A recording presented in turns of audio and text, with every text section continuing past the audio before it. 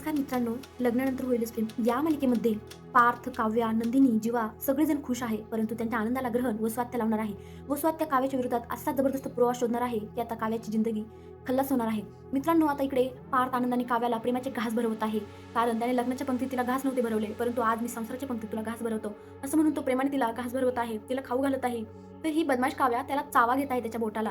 मित्रांनो, खरंच यांचं प्रेम म्हणजे जगापलीकडचंच आहे. तर इकडे नंदिनी, जीवा जीवा ही प्रेमाने नंदिनीने बनवलेला पुलाव भात खात आहे आणि नंदिनी त्याच्याकडे प्रेमाने पाहत आहे आणि त्याला पाणी वगैरे पाजत आहे. त्या दोघांच्या जोड्या म्हणजे ना खरंच जणू काही स्वर्गातच बांधल्या गेले की काय असं वाटायला लागलेलं आहे. एकमेकांची इतकी काळजी घेतात, म्हणजे आधी एकमेकांसोबत काही न पटणारे आता हे जोडपे एकमेकांना इतके समजून घ्यायला लागलेले आहेत, इतकी काळजी घ्यायला लागलेले आहेत. खरंच खरंच ग्रेट आहेत हे, एकमेकांना अगदी साजेसे आहेत. तर मित्रांनो, इकडे आता वसुवात्याचा मात्र भलताच प्लॅन चाललेला आहे की काव्याच्या विरोधात काहीतरी प्रूफ आपल्याला शोधायला पाहिजे, म्हणून आता त्यांनी प्लॅन केलेला आहे. इकडे रम्या बोलते की मी इकडे खाली लक्ष ठेवते, तू मानिनी काकूंच्या खोलीमध्ये जा आणि त्यांच्या रूममध्ये त्यांचा फोन चेक करून बघ तुला काव्याच्या विरोधात काय भेटते का.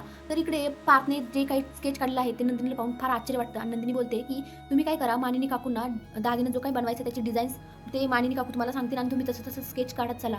तर आता इकडे मानिनी पार्थला डिझाईन्स म्हणजे कशी काढायची सांगत आणि पार्थ ती काढत आहे. तर इकडे वसुआत्याने आणि काव्याने भलताच गेम केलेला आहे. मित्रांनो, आता वसुआत्या फोन सापडत आहे आणि काव्या मात्र रूममध्ये आलेली आहे. आता काव्या काय धमाका करणार, काय वाटतं तुम्हाला? आता काव्या आरडाओरडा करून वसुआत्याला सर्वांसमोर बदनाम करणार का, की वसुआत्याला तिथल्या तिथेच गप्पगार करणार? कमेंटमध्ये नक्की सांगा. धन्यवाद.